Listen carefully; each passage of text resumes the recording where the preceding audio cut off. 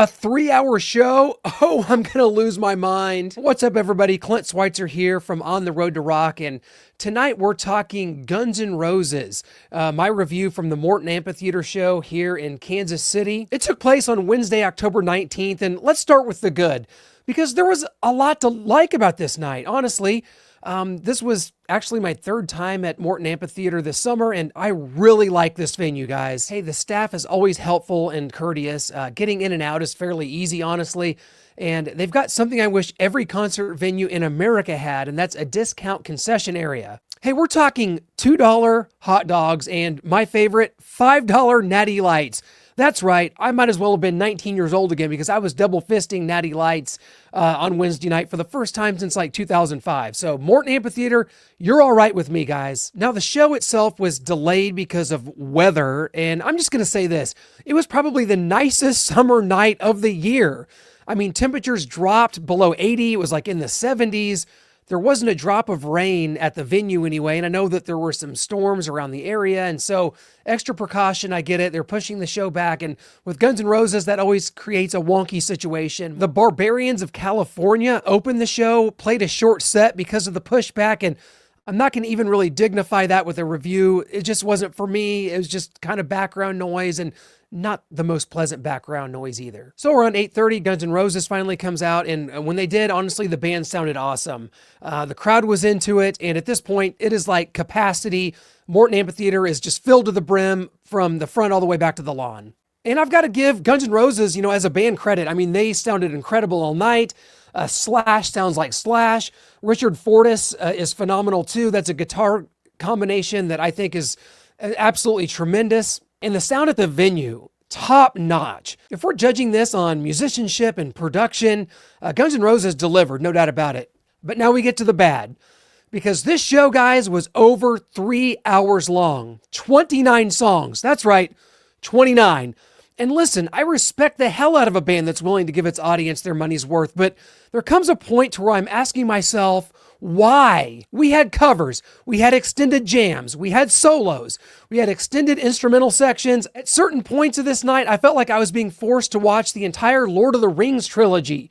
By the end, I was wondering if I had somehow contracted ADHD. And I know some people are going to say, man, shut up, you're complaining about Guns N' Roses playing too much music. Hey, maybe I am.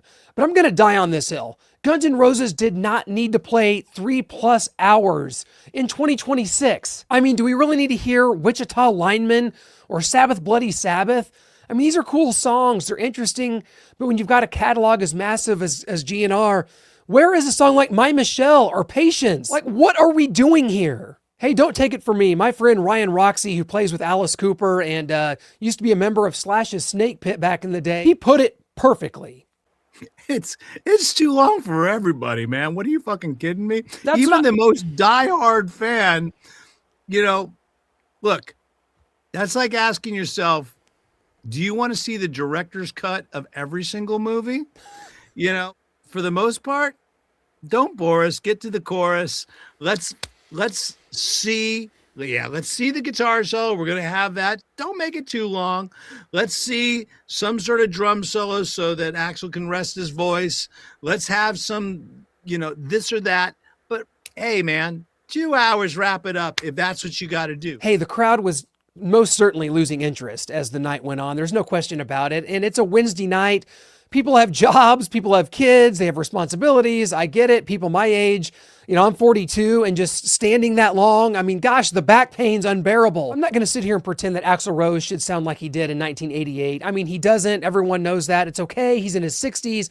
There are very few singers on the planet who can maintain the same vocal range that they had when they were 25.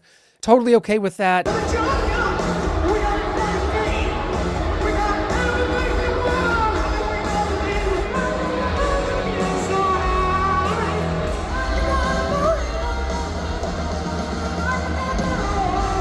And I'm not saying he's not trying, because he absolutely is. There are moments where he sounds really good, songs like Mr. Brownstone or It's So Easy, but there are also moments where the vocals are just noticeably strained, flat. He simply can't hit some of the high notes that he once could.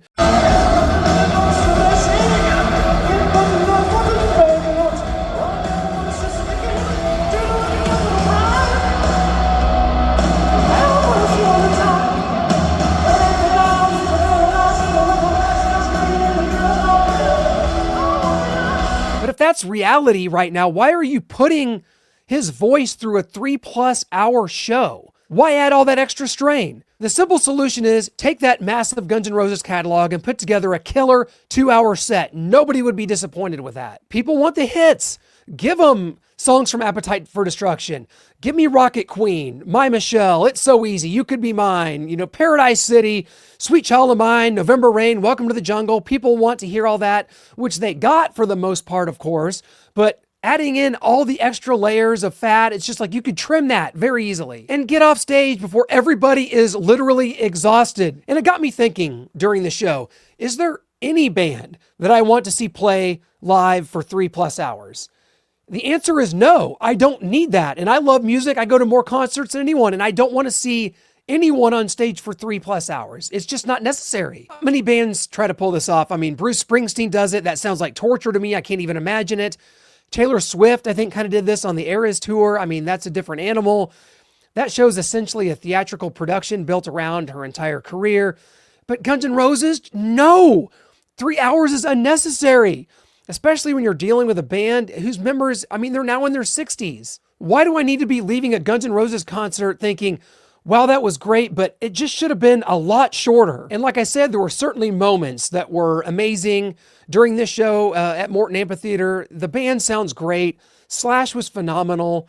The crowd was fired up early, and the venue's great. But the length of the show ultimately worked against them. So that's my take. So that's it. That's my take. Guns N' Roses can absolutely still put on one hell of a rock show, but 3+ hours, God, I'm out. 29 songs, cut it down. And maybe give Axl a little mercy while you're at it. Hey, I want to hear from you. Am I completely out of my mind? Have you seen Guns N' Roses on this US tour so far? Do you want your favorite bands to play for 3+ hours because you're paying for a ticket and you want to get the most out of that? I get that if that's the case. Or do you agree with me that sometimes less is more?